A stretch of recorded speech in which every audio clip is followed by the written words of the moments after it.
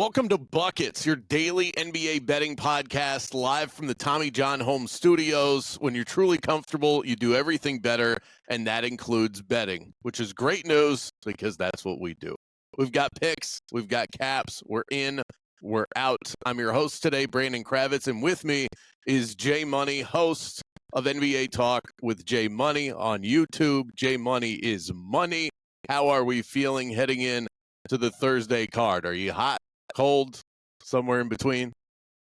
Somewhere in between, man. Feeling good, man. Watching a lot of NBA, just trying to figure out these teams. Obviously, some of these teams, the playoffs start now. Like if they want to make the playoffs or get the best seed as possible, the playoffs start now. Which you have other teams that's looking forward to going to Cancun, man. So definitely a little tricky part of the season, but pretty much going with the top tier teams right now that have something to play for. Absolutely, and I think that there are some trends that I'm starting to pick up on post All-Star break in that stretch run to the playoffs that I think we can play off of if you pick the right spots. So that's part of what we're going to get into here. A reminder that everything we talk about today can be found in the award-winning Action Network app, as well as quick slips for our picks today in the episode description. We're going to go back and forth here, give our picks, we'll get into it, and then we'll get out of here. Jay, what are you looking at on the Thursday slate? I'm going prop J. I like Jimmy Butler's 5+ assists or over 4.5 assists. All right, I am going to go with the Nuggets Bucks under a sky-high total of 240.5. And I'll meet you with the props. I'm going to go with Franz Wagner over 24.5 points scored. I'll get to mine in a moment. Talk to me about Jimmy Butler, who has fit in quite nicely with these Golden State Warriors. Yeah, Jimmy Butler has seemed to be the missing piece for the Warriors over there, man. This team has been making their backers money as well. They're 4-0 straight up since acquiring Jimmy Butler, the third over there. You got to add the third now. See, it's on the back of his jersey. But he's had 5 assists in every. He's only played 4 games with him, but he's had 5 assists in every game except for his first game. And in that one, he only had 4 assists. If it wasn't for a couple missed bunnies, he would have got over it in that one as well. And like I said, I mean, that was his first game with the team as well, and yet he still was dishing the ball out. But I don't know if a lot of people are looking or if the books have really caught up, but Jimmy is almost like running kind of like the point guard out there. We know on the Warriors, Steph Curry he doesn't usually he moves better off of the ball. That's how he gets his open shots. It's not really one of those things where he's bringing the ball up the floor every time. He's moving without the ball to get those open threes. But in regards to that, Jimmy Butler's been a really great facilitator. And that's really the main reason why I feel like he's been the missing piece, in my opinion. Not only do you have Steph, you have guys like Podziemski coming off the bench, Draymond Green that can facilitate. But when you add another guy in there, like a wing player that can also facilitate, he can score, he can draw fouls, rebound. He's really like a do-it-all type of player. But one thing I've really noticed, he's been sharing the ball. They've been doing the pick and roll. He'll dump it off to the low man or in that quote-unquote dunker spot. Really love what I've been seeing from Jimmy Butler. And like I say, he has all of the other guys ready to play now. We saw Steph pretty down for a while, and he was like, hey, give me some help over here. As soon as they got Jimmy, Steph was right back on it. It seemed like that gave him new life and gave the team new life as well, man. So really like what I'm seeing from the Warriors. The offense is looking a lot more fluent, and I think that's mainly because they've added another great facilitator in there who also could be a scoring threat as well. So I'll take Jimmy Butler with his 5+ assists in this one. It's a little juiced at -155, but I'd be surprised if he didn't continue to spread the ball around, spread the love around, and get his teammates to like him. If it cashes, it cashes. You know, they can't all be 10-1. And the way that this team has been playing as of late, there's no reason to change up anything that they're doing. Jimmy Butler, the third, has led this team in assists 3 times in their last 6 games, and I think there's some psychology to the new player, especially at a superstar level, joining a team. We saw it with Luka. Luka in that game where he went up against his former team in the Dallas Mavericks. He had 12 assists. He had more assists than anybody else in the NBA that night. He had 19 points. It wasn't scoring where he was filling it up. He's making sure that he's getting his teammates involved. I'm the new guy. I have to fit in, and I have to prove that I'm not a diva. And it seems like Jimmy Butler is doing a lot of the same thing right now. No, that's a good point. Yeah, and my career, yeah, he's played 6 games with him. I'm just going off the 4-game win streak, but yeah, he's they're 5-1 straight up with Butler over there. It's pretty much cashed his prop every single time except for the game versus the Rockets, which obviously that was a tough game, but.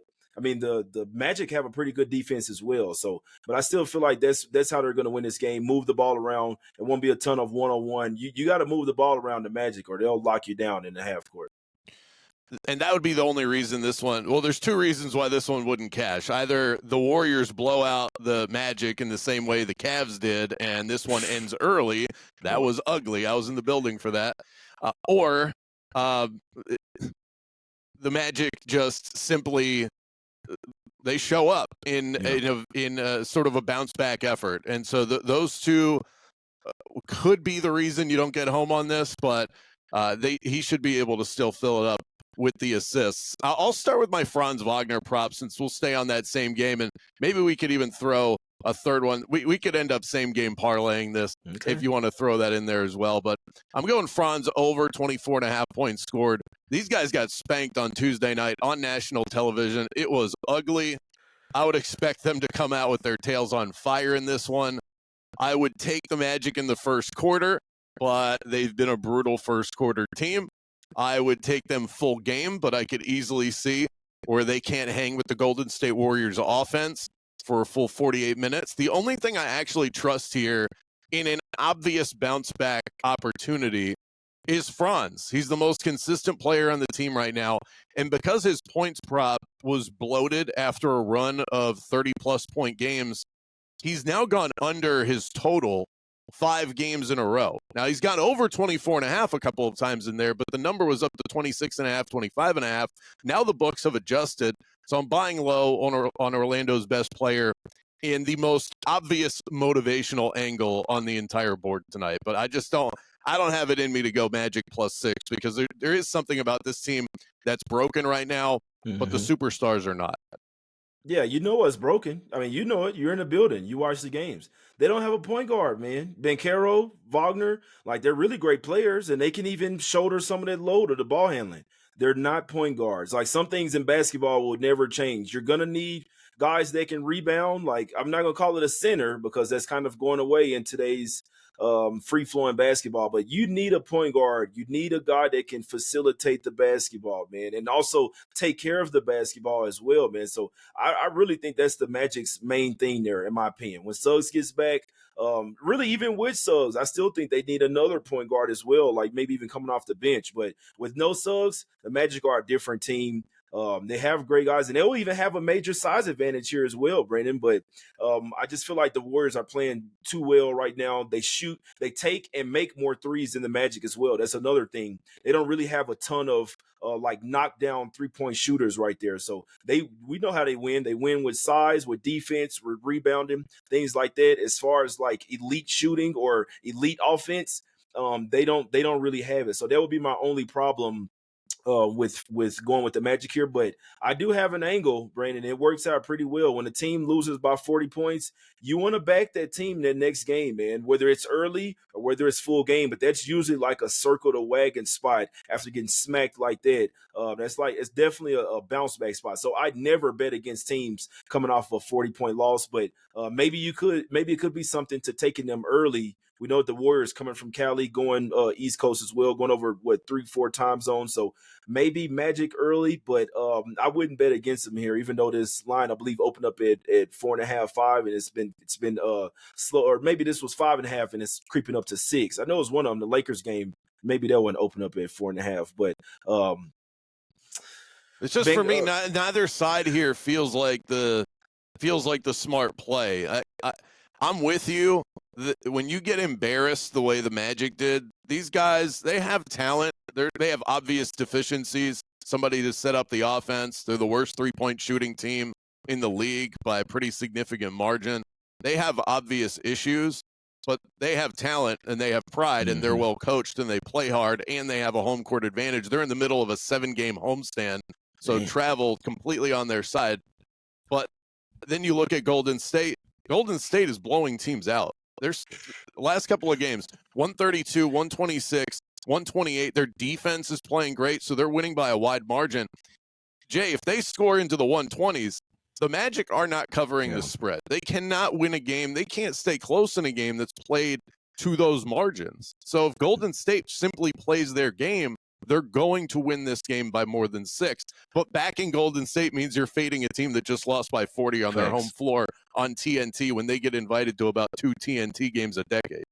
Yeah, no, it's a fact, man. So, but to your point on your prop, I mean, Wagner and Bankero do have a matchup advantage here, in my opinion. I mean, the Warriors, they're going back to starting Draymond at the 5. They don't really have a ton of paint protection or size out there. So this will be like the Warriors will be up against it. They have much better shooters, much more fluid offense. But you can argue that the Magic have the major size advantage and rebounding advantage as well. So if they do win this game, it'll have to be with defense. We know that this is a physical team, but Wagner and Bankero do have a really great matchup. Like, I'm not sure who's going to guard them on the Warriors, in my opinion, man. So with those two out there as well, and Wendell Carter Jr., they kind of got like 3 Monstars out there towering over those Warriors over there, man. So I like your prop, whether the Magic cover or not. I think Wagner has a great chance to have a great offensive game here.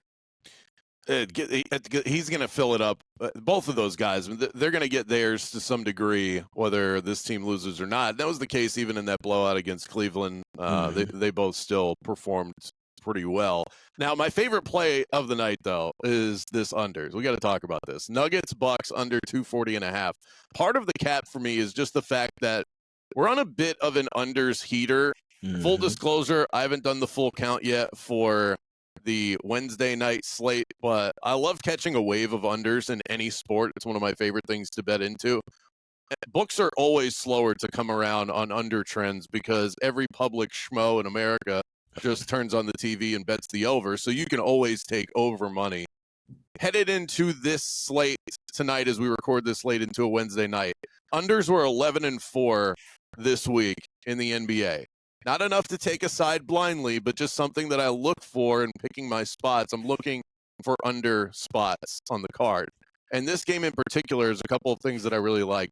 Last 10 games, both of these teams rank inside of the top 12 defensively, so they're starting to pick it up at the right time of the year. Milwaukee has held 3 of their last 5 opponents to 101 points or less. The last 2 Nuggets games have gone under the total after a run of 3 straight overs. They're starting to tighten things up.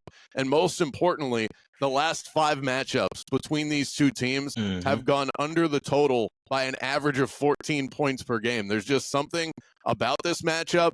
Jokic, Giannis, they see each other and they just start crashing into one another. Something about this turns out above average defense. So you add to that the trend that I've been looking at these last couple of days and the sky high total at 240.5. I think this one, by the time you get to tip off, is probably going to drop by 4 or 5 points. Yeah, I mean, the Nuggets went under versus the Pacers, man. So they can go under versus the Pacers. And the Nuggets aren't really a fast team, in my opinion, as well. I know that they've been playing faster lately. Now, they were playing some cupcakes over there. I mean, Portland's not really a cupcake, but kind of sort. They put up 146, 132 back-to-back on Portland. Then only score 129 versus the Hornets, which they still kind of struggled in that game. Only put up 100 versus the Lakers, and then 125 versus the Pacers. But I know that their offense is humming right now, but I still don't look at them as like a super fast-paced team. Like, sometimes they really will slow it down. And the Bucks, I mean, watch out, but they're starting to round into form. Now, Dame and Giannis have been like on minutes restrictions, so they could also help your under there. But their defense is really locking up. Like, I mean, shout out to Kyle Kuzma. I didn't think he even knew how to spell defense. He gets over there with the Bucks and he's locking. Like, he's really taking pride into defense, man. And that's also something that kind of makes me mad about these NBA players these days. They know how to play defense. They just choose not to, man. Even Luka, he's not the best defender, but he was locking guys down against Dallas. Yeah, when he's motivated. You see that, though. But, I mean, there were plenty of times where Kyrie just flew right past him, though. So it's kind of give or take. But you know what I mean, though. When there's a motivated spot, you see them flying all over the place. So they can do it. They just don't like to. But shout out to Kuzma. He's got on a winning team. He was happy to even win. He was all on Instagram saying, hey, I won 2 straight games. Shout out to him. It was actually a great pickup as well. If he's going to give them defense and scoring, it may not be a bad trade over there, man. So still got Giannis, still got Dame as well playing well. I wanted to take the Bucks here, Brandon. I'm not gonna lie to you. Like this line was at 3.5. It came down to 3, now 2.5. I know that the Nuggets have been red hot, won 9 of the last 10, but I think that the Bucks might be able to match up with these guys and might have a tad bit of a deeper team as well. We know that the Nuggets, their bench isn't all the greatest over there. So other than Westbrook, like their bench kind of struggles in my opinion. So the Bucks might be able to do it with their depth. They're at the house, home underdog. I kind of want to take the Bucks here plus a 2.5. I think they can win this game outright. I think you could if the line stays around plus 120 on the money line. I think the Bucks could very well win this game. Last year, you go back to last year, they traded wins with one another, and it was the obvious home road. Whoever was at home won the game, and this game will be in Milwaukee. So like the under at 240.5. I really wanted to be on the Timberwolves after that emotional win for the Lakers on Tuesday night.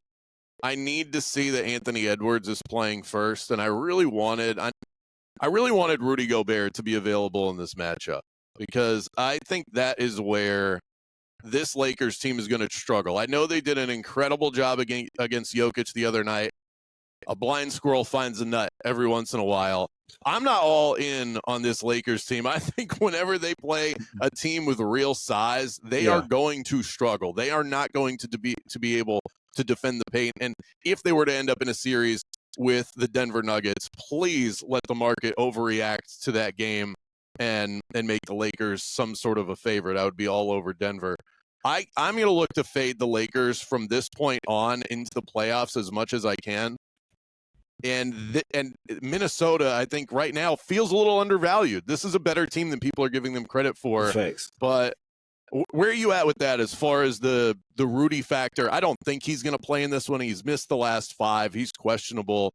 And Ant has to play. I have to see that he's active before I can actually play into this.